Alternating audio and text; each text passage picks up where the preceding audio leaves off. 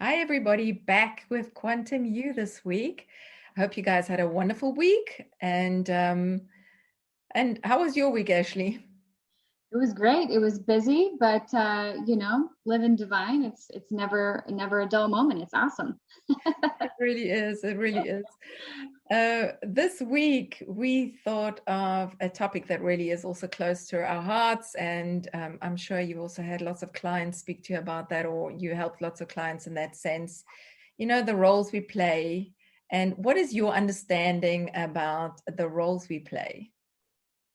Yeah, I think it's just this this sacred um, temple that we have set up around our identity, and whether it's from a young age, we were very independent, and we took that into our adulthood, and now we pick up these pieces of identity along the way that we build around us, and it becomes this construct that we have to maintain, and we have to be this role. And coming into understanding about who we really are, you kind of get a second guess about, is this right? Is this role that I've somehow picked really me? And you get to kind of decide, do I want to keep it or not, good or bad? Yeah, that is so true. And it's really also difficult and so much effort to maintain certain things because it's a kind of protective mode, survival mode, especially if you have you noticed if you do something for a person long enough and then they kind of expect that, and you can end up playing a role like that, even in a subconscious way, not really meaning to end up in that role. So, what would you say? Like, I know your perfect state or your perfect state of being, in awareness and beingness, Christ likeness, I mean, is peace and rest and love. So, how does it relate to you, or how does that relate for you in comparison to a role we've built ourselves? Yeah, it's funny because once you start to become aware of your oneness with God, and that you are awareness, however you want to call it, um, these roles that we found so sacred just kind of start to become less important, and they fall away. And so, for those of us who say, "Oh, well, this," um, even as simple as, I always get sick on an airplane. That's a role that you've established for yourself. Really, what it boils down to is a belief that you've set yourself up with, or I'm no good with money, or Mm. whatever role you set up for yourself. Or it could be on the good side. Everything I do is incredibly successful. We know people like that everything they touch, they have the Midas touch. That's just a role that they've set up for themselves, and good for them that they picked a good one. But I think we have to examine the roles that we play, and beyond that, take responsibility for the roles that we play and understand we've done that to ourselves, good or bad. Yes, I agree. I think in the long term, it also affects our health. It affects our relationships because, and wealth. Obviously, we take these three subjects, and you can actually apply it to any subject, or and we end up playing these roles, and it affects us because it's not authentic. It's Mm-hmm. not, we were born full of. Um, we were born happy. We were born in the fullness of awareness of who God is, and through life, we subconsciously watch people and end up identifying with the external, basically. So the external's roles actually build. And I find that really, it's no wonder so many people are sick because you're not truly being who you're really supposed to be, which is joy, happiness, love, peace. And I've really, with us walking this, with us doing this and releasing on a lot of these things, I've really found that there is a true light within us that shines when we let go of all these things that we built ourselves or Yeah, subconsciously from other people's relationships. it's so true because, I think it was Hale Dwoskin who was saying, um, as you said, we are naturally joy, peace, love, acceptance, courageousness, all of these wonderful things. But through life, we pick up these layers of dirt, maybe if you want to call it that. And those things work against us. And when we release those negative emotions, when we release that resistance, the natural part of us, that is courageousness, love, acceptance, peace, joy, draws good things to us. And so we visualize positive things, but we have to put a lot less effort into visualizing because we've released the stuff that's holding us back. So we're just naturally drawing things to us that we were naturally created this way. And so letting go of those negative emotions allows you to be the perfection that you were created to be, which is really, really beautiful. I like what you said about the effortlessness. And when we let go of these things that so tie us and bound us up, it really does become effortless. In the beginning, it feels like your whole world is, oh my gosh, I've got a release of so many things. But then you kind of step back and you realize, oh my gosh, I can even do this in an effortless way. And you embrace life. And you're really excited about, even your triggers. You get excited about your triggers because oh gosh, this is an opportunity to let go of these things that I thought I was. And it releases so much peace and love. And it's just about love, isn't it? It just brings us back to the core of us being these beings of love. That's beautiful. Back to the core. That's an important point. I was actually talking with somebody this morning who was just talking about how they feel so much less frantic about the goals that they have. And you may even find that as you let go and as you release into the divinity that you are, some of your goals may change. You may see that, wow, this role that I've set up for myself has created all of these goals that I have to achieve.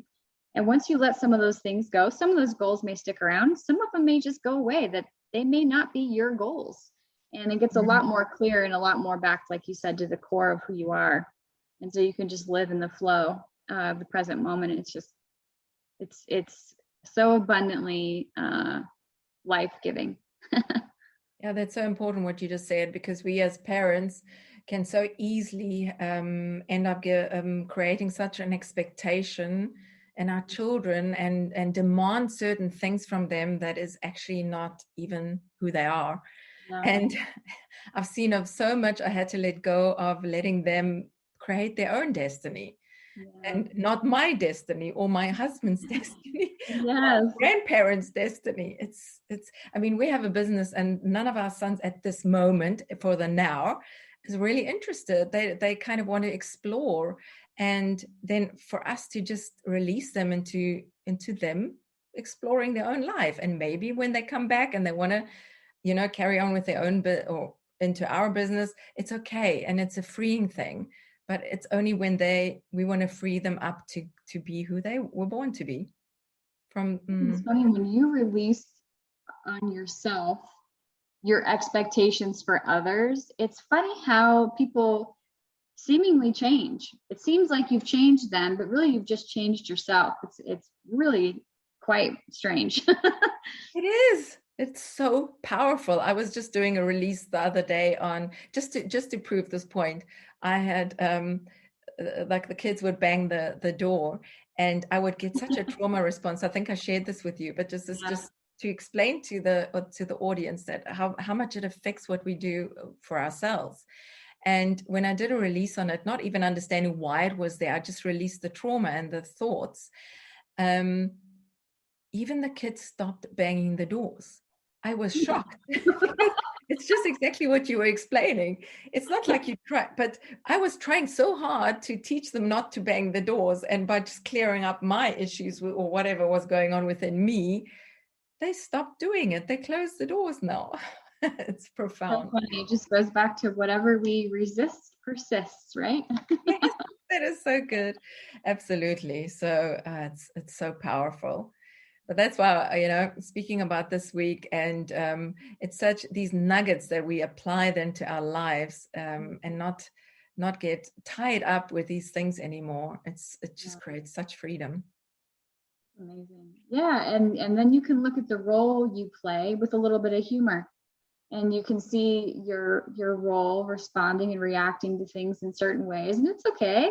you just let your role play out, but also kind of laugh at yourself and say, okay, I don't have to play that role anymore if I don't want to, and just be released about it. Yeah, and tip I think we can give the audience, the listeners, is how do we actually know if we are playing a role? Like, I'm just thinking of, one can identify roles by, you get exhausted, you are tired all the time. It's just a kind of indication, or you're trying to fit or a certain expectation, or live up to someone's expectation, maybe yourself. Trying hard. Yeah, like everything is difficult. If the tasks you're going through on a daily basis, if every single one of them requires a tremendous amount of effort from you, and you feel like your life is based on incredible effort and strife, that is a clear indication you are playing a role that maybe you don't need to play. Or maybe you need to shift that role a little bit so that you can operate out of divine inspiration. It's not that we just sit around at home and people knock on our doors with checks, right? That's not what happens. It's more, and maybe it does, but that's not usually. When you release, you're excited to go do things. It's more like you release and you get into that natural state where things are just divinely inspired and things just come to you, and you'll have an action, and you'll say, oh, you know what, I need to go do this and that. And I think it was Hale Dwoskin who said he was getting his fence repaired, and the fence contractor just disappeared. And for weeks, he was trying to get a hold of him so he could finish the fence. He's like, hello, please call me back. So finally, he released on it. And one day he was just going about his business, and he got a prompt in his mind that said, text the fence contractor now. He texted him now. And it just so happened that the fence contractor had spoken with somebody else who was working on the house, and boom, it just happened. So, you're going to be inspired with action at the right moment. But if you're striving for action, you're playing a role that you probably need to release on to get to where you're just in the flow. But we've also seen this, Ashley, with setting up business and in our daily lives. When we get it's just, sometimes you just hit a brick wall and you just cannot get further, and just rather let it go and wait for it. If you have to go into a certain action or do a certain thing, not to force it so much. And I think that's why so many people are exhausted, because it's like going swimming upstream and you're actually just supposed to, fly upstream. We were born to fly, born to flow. So I think that is quite a few tips we said today. Yeah, I was going to say, I feel like sometimes I get really frustrated with myself when I get out of the flow and I get into strife. Because we live in a world that tells us that, nothing is given to you without hard work, and all of these roles, these constructs that are given to us. And I get mad at myself for forgetting about, hey, I need to get back into the flow. That's just more striving. You don't want to strive to get in the flow. So that's the wrong way to do it. Don't be mad at yourself. Just give yourself a break, take a moment, let go, and get back into it. It's okay. Just get right back on the bike. It's not a big deal. That's such a good point. It really is so true.